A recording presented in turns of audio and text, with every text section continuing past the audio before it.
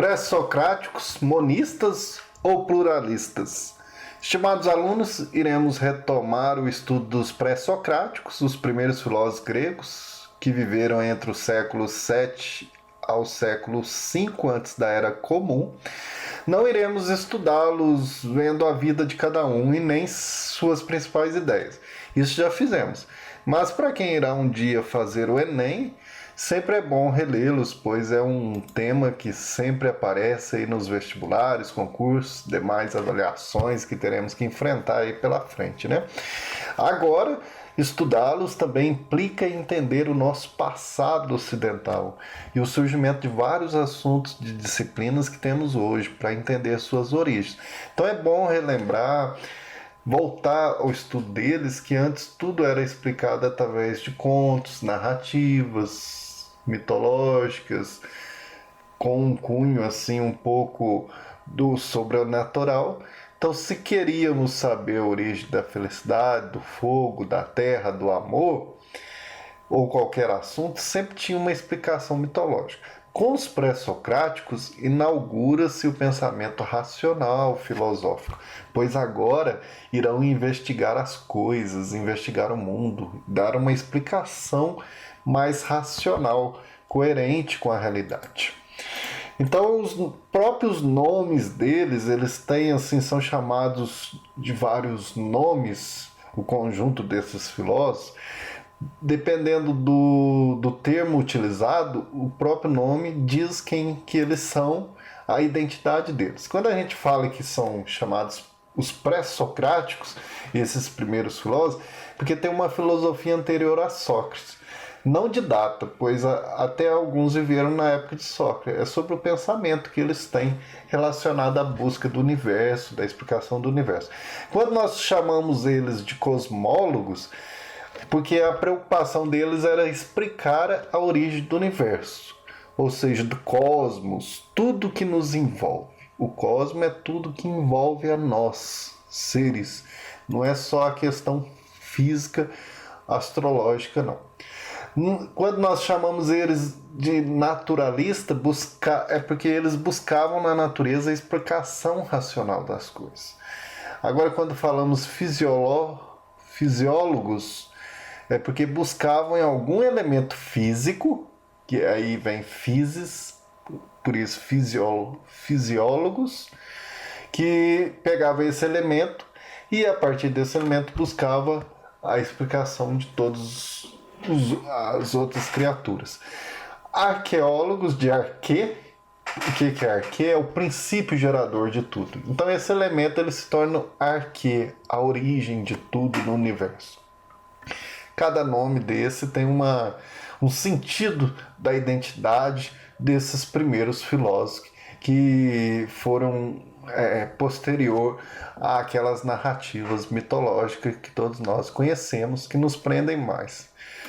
Os pré-socráticos, eles têm um grupo que são considerados monistas e um grupo que são considerados pluralistas. Nós vamos ver o que é isso.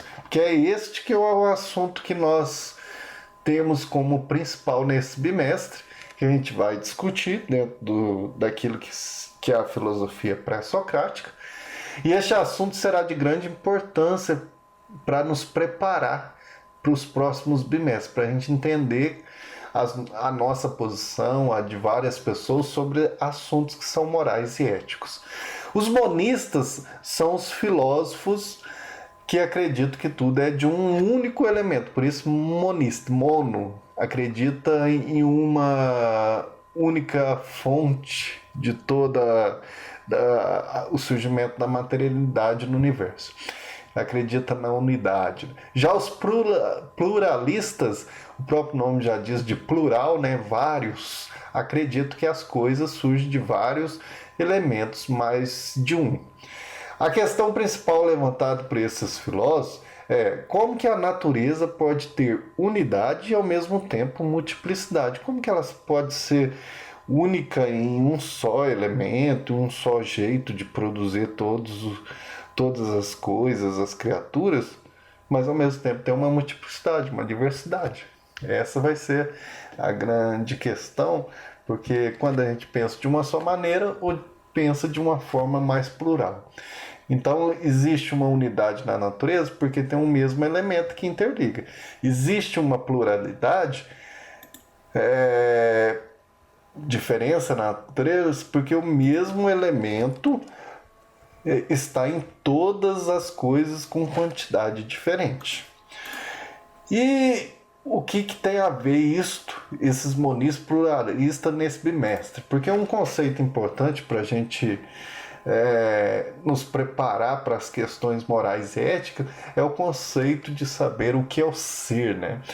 No contexto dos pré-socráticos, o ser do universo, o ser que é elemento constitutivo, característico de cada coisa, aqui nós estamos lidando com, ainda não é no campo dentro desse pensamento aristotélico definir o ser quanto uma entidade intrínseca a nós, que vem de dentro. Não, aqui está um pouco mais material, nos elementos que são físicos.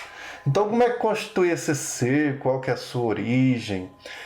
O homem veio do barro, de átomos, que a gente pode pensar aí no contexto da tabela periódica, né? Na química percebemos que existem quantidades variadas de elementos químicos na natureza e ainda fica-se aberto para novas descobertas ainda. Então todos esses elementos vão constituindo seres ou eles são de um único?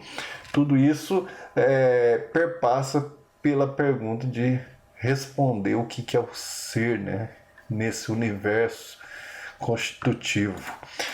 Aí as visões dos filósofos são variadas, né? Igual a gente vai ver principalmente essa questão dos monistas, que nós temos aqui um exemplo do Tales de Mileto, que é monista porque tudo no universo surge da água, né? Os monistas, as explicações monistas tendem a compor grandes sistemas, e em que todas as esferas da existência estariam interligadas pelo princípio fundamental, um princípio fundamental.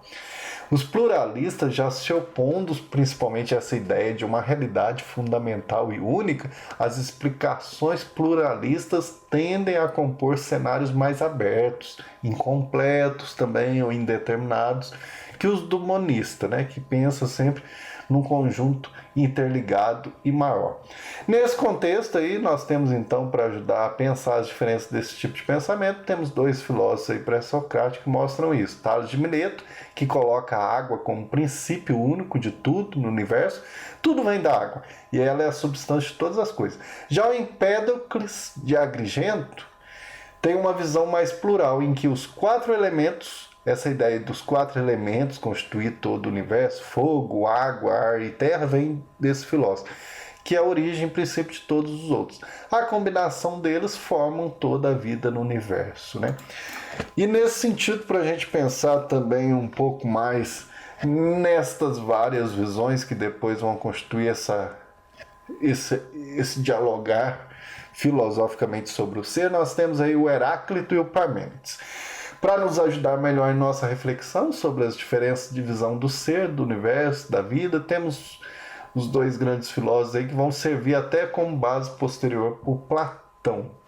O Heráclito de Éfeso, que diz que a natureza é a vida dos contrários, então nelas as diferenças se harmonizam. Sua filosofia é perpassada pela ideia do devir eterno, pela transformação incessante de todas as coisas. A realidade natural se caracteriza pelo movimento, tudo flui, né? O pantarreia e que depois se dá na famosa frase que vem do Heráclito: não se pode tomar banho duas vezes no mesmo rio, pois o rio aí ele muda a cada instante, não é o mesmo. Já Parmênides de Eleia já irá defender que o ser não muda, é eterno, imóvel, imutável, não muda não. O ser é uno, o ser é também pleno, não admite o vazio que é o não ser, né? E no campo da ética e da moral, o que tem a ver isso que nós vamos estudar, né? Os filósofos que nós estamos vendo, os pré-socráticos e outros que irão nos ajudar a pensar e refletir as diversas maneiras de olhar o campo da ética e da moral, ou seja, da nossa vivência em sociedade, com o mundo e conosco mesmo. Quando penso se uma pessoa que faz atitude má tem conserto ou não, tem uma base filosófica na visão de um mundo que tem. Se alguém age conforme seus interesses apenas pessoais, é porque sua atitude já está determinada por um ser que é imutável e já nasceu assim. Alguém que age também de forma boa é porque construiu junto à sociedade essa atitude, ou já nasceu assim, determinado pelos deuses. Tudo isso tem uma base filosófica. Por que eu estou criar essa base filosófica em nossa vida? Ou seja, perceber as fundamentações aí das nossas opiniões que nos faz mais críticos e conscientes de nossas atitudes em sociedade. Então, pensar ética e moral não bastam ter apenas experiência de vida, não. Mas é preciso perceber os princípios filosóficos que motivam as próprias ideias. Teoria e prática aí estão muito interligadas, né? Então, são esses elementos que vão mover o nosso submerso, que vai nos fazer discutir o porquê deles, né? Nessa aula eu tive como fundamento esses 3 livros aí, o livro nosso básico que nós estamos estudando, mas fundamentado nesses outros 2 livros, para a gente contextualizar um pouco mais esses filósofos pré-socráticos no nosso estudo, né? Então um abraço a todos e até o nosso próximo vídeo aí, que a gente possa continuar aí nosso aprofundamento filosófico na arte do pensar.